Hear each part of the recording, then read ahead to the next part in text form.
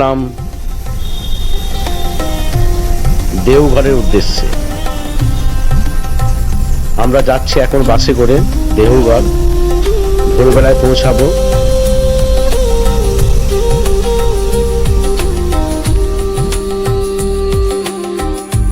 এই আমরা চলে এসেছি দেওঘর। ভোর 5টার সময় দেওঘর পৌঁছে গিয়েছি। আমরা যে হোটেলটায় আছি এই রুমেই আমাদের রান্নার আয়োজন করা হয়েছে।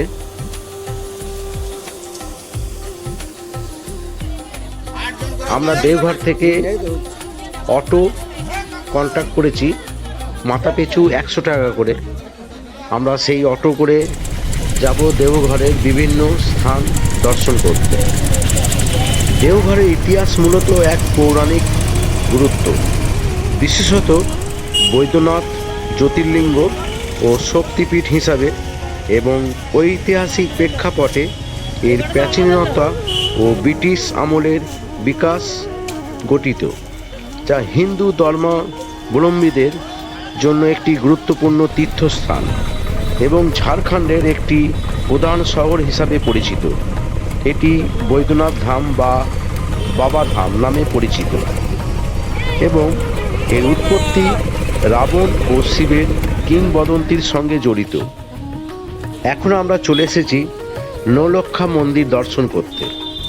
নৌলক্ষ্যা মন্দিরের ইতিহাস রানু চারুশিলার দ্বারা নির্মিত, যিনি তার স্বামী ও পুত্রকে হারিয়েছিলেন, এবং সাধু বলানন্দ ব্রহ্মচারীর পরামর্শে এই রাধাকৃষ্ণের মন্দিরটি 9 লক্ষ টাকা ব্যয়ে নির্মাণ করেছিলেন। এই 9 লক্ষ টাকা ব্যয়ে তৈরি করেছিলেন বলেই এই মন্দিরের নাম নৌলক্ষ্যা মন্দির। এখানে রাধাকৃষ্ণের সুন্দর প্রতিমা রয়েছে এবং সাধু বলানন্দ ব্রহ্মচারীর প্রতিমা আছে। মন্দিরটির স্থাপত্য বেলুড় রামকৃষ্ণ মঠের অনুরূপ। এটি দেওঘরের বাবা বৈদ্যনাথ মন্দির থেকে প্রায় 1.5 কিলোমিটার দূরে অবস্থিত। এই মন্দিরটি কেবল একটি ধর্মীয় স্থান নয়, এটি রানী চারুশিলার গভীর ভক্তি ও আধ্যাত্মিক একটি নিদর্শন, যা আজও পর্যটকদের আকর্ষণ করে তোলে। আমরা সেই মন্দিরেরই ভেতরে আপনাদের দেখাচ্ছি সেই ভিডিও। খুব মনোরম দৃশ্য এবং খুব শান্ত, কোনো আওয়াজ নেই, একদম নিরিবিলি।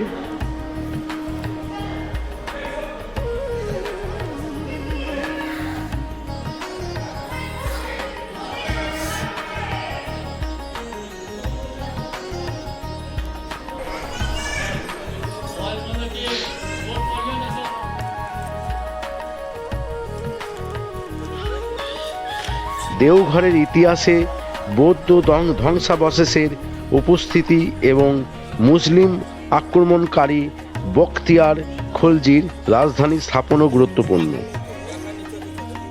জ্যোতির্লিঙ্গ ও শক্তিপীঠ দেওঘর 12টি জ্যোতির্লিঙ্গের মধ্যে অন্যতম বৈদ্যনাথ মন্দির এবং 51টি শক্তিপীঠের একটি কেন্দ্র হিসাবে বিখ্যাত, যা এটিকে হিন্দু ধর্মাবলম্বীদের কাছে অত্যন্ত পবিত্র করে তুলেছে। বিশ্বাস করা হয়, রাবণ যখন শিবলিঙ্গ লঙ্কায় নিয়ে যাচ্ছিলেন, তখন গণেশের ছলনায় তিনি এটি রাখতে বাধ্য হন এবং এটি বৈদ্যনাথ ধামে নামে পরিচিত লাভ করে। প্রতি বছর শ্রাবণ মাসে লক্ষ লক্ষ ভক্ত গঙ্গা থেকে পবিত্র জল নিয়ে এসে শিবলিঙ্গে অর্পণ করেন, যা কানওয়ারা যাত্রা নামে পরিচিত। এটি একটি প্রাচীন শহর, যা হরিতকি বন বা কেতুকি বন নামেও পরিচিত ছিল, এবং এর কাছেই অনেক বৌদ্ধ ধ্বংসাবশেষ পাওয়া যায়। 1201 সালে মুসলিম আক্রমণকারী বখতিয়ার খলজি দেওঘরকে তার রাজধানী করেন। 1869 সালে এটি একটি পৌরসভা হিসাবে গঠিত হয়।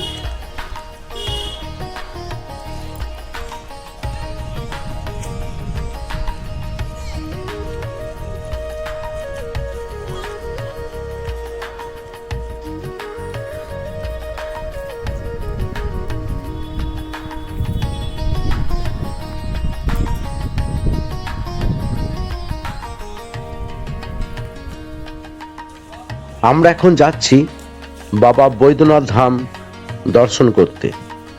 এই রাস্তা ধরে আমরা যাচ্ছি, পাশে দোকান। এই বৈদ্যনাথ ধামের গেট। আমরা গেটের ভেতর দিয়ে প্রবেশ করব, ভেতরে দেখব বাবার যে মন্দিরটি আছে সেটি। কিন্তু এই মন্দিরের ভেতরে এতটাই নোংরা, এখানে কর্তৃপক্ষ যারা আছেন তারা এগুলো নজর দেন না। খুবই অপরিষ্কার, অপরিচ্ছন্ন। দেখতে পাচ্ছেন কত ভক্তের ভিড় এখানে। এখানেও সেই তারাপীঠের মতো 300 টাকা করে আপনাকে কুপন কাটতে হবে বাবা মন্দিরকে দর্শন করতে। বাবার মূর্তি দর্শন করতে গেলে এখানেও সেই একই ব্যাপার। সাধারণ যারা মধ্যবিত্ত গরিব মানুষ আছেন এখানে দূর দূরান্ত থেকে, তারা এই মন্দিরে ঠাকুরকে যদি দেখতে চান খুব তাড়াতাড়ি 300 টাকা করে তাদের নাকি দিতে হবে। আর আপনি যদি টাকা না দেন, এমনি সাধারণ লাইনে দাঁড়ান, ঘন্টার পর ঘন্টা আপনাকে অপেক্ষা করতে হবে বাবার মূর্তি দর্শন করার জন্য। এ এক অরাজকতা।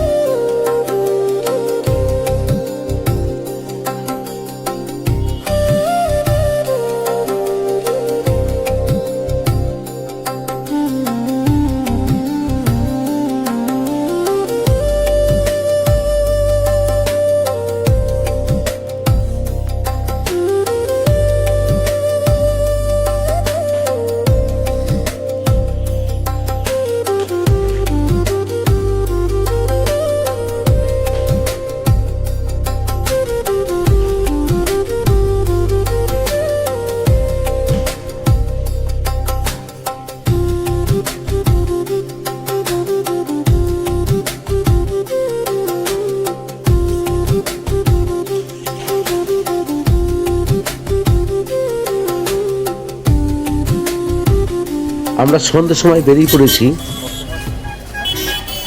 সৎসঙ্গ আশ্রম, অনুকূল ঠাকুরের যে আশ্রমটি আছে দেওঘরের, সেইখানে দেখতে।